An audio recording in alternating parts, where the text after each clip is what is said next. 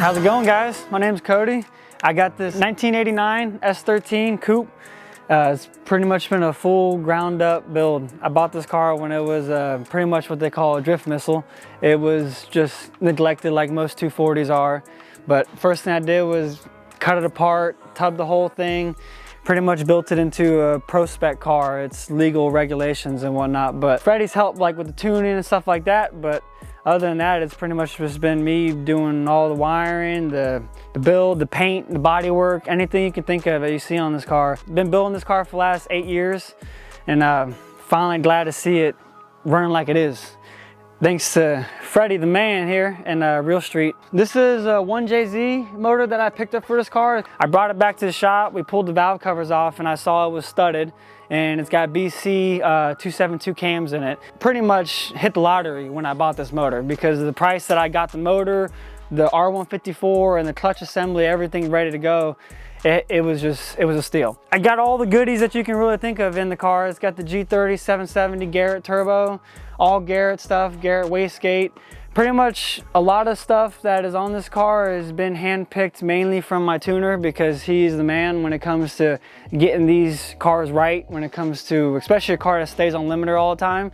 And it's been shown to do its thing.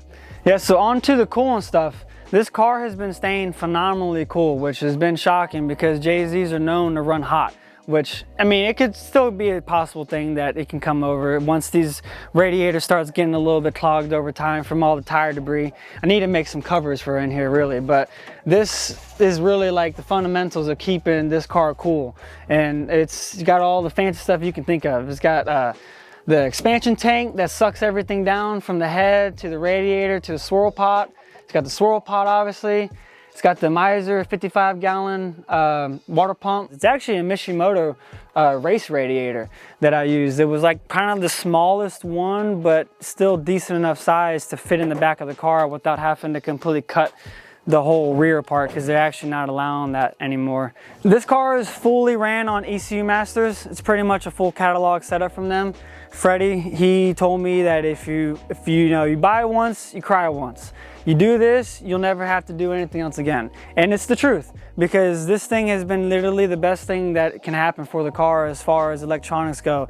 The keypad functions, how you can change the display to show the different powers that everything is running. I mean, it's just phenomenal. Like the technology that is put into ECU Masters is through the roof. There's 3 little boxes underneath the dash under there. That one's the PMU that controls all the body stuff, like the fans and pumps and stuff. And then it's just got a little ECU box that runs the motor. And then everything from like their EDL1 data logging, the CAN bus stuff, their wastegate controllers. I mean, everything you think of, all the sensors on this car is all ECU Masters. Yeah, so this car is running on full BC, the ER series. It's got the dual adjustments with the external reservoirs on it. It's got the FDF, really the V1 Mantis angle kit on it.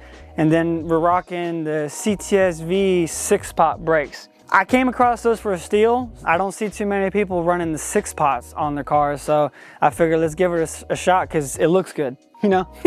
I do own the shop, Creative Fab and Collision, so trying to implement work with car at the same time, it's a little challenging, but it's one of those things where it's finally done and that's why we're here now. But it's between doing all the tube work, I mean, we do paint and body work, so the whole car, I couldn't have it sent out with, 15 different colors like most 240s are, so I had to put a little fancy paint job on it. It's got a little House of Colors flaking and stuff. It's really not nothing that like, I would consider a show car. Being it's a shop car, I didn't want it looking like someone just, slapped this thing together and threw it out there. When you think of a full ground up build, every bolt has been moved, touched, replaced, everything's been painted. I mean, there wasn't a corner cut really on this car. Yeah, so if you want to follow on this car more, I really don't have a personal Instagram for it anymore really. It's just because it's a shop car technically. So you can go on Instagram or Facebook and check out Creative Fab and Collision, and you'll see a lot of the stuff in there. You'll get lost in a lot of the paint work we do and stuff, but this car, you can pretty much follow it on there, see the beginning to the ends, and see really how in depth we went with this car, because this car, everything's been touched on it. I mean, every part you can think on it, it's got everything fancy, but the biggest things that come about this car and the reason why it's really here is because a man like Freddie at Spec, he is the man when it comes to getting a car like this right. He knows his stuff, and I'm just gonna tell you, like, it's one of those things where, like, if you don't know fully what you're doing, ask questions, and if you got someone like him, just listen to him. Car's done now, ready to go hit the track and actually start showing itself. Thank you, man. Thank you for bringing it out. I appreciate you.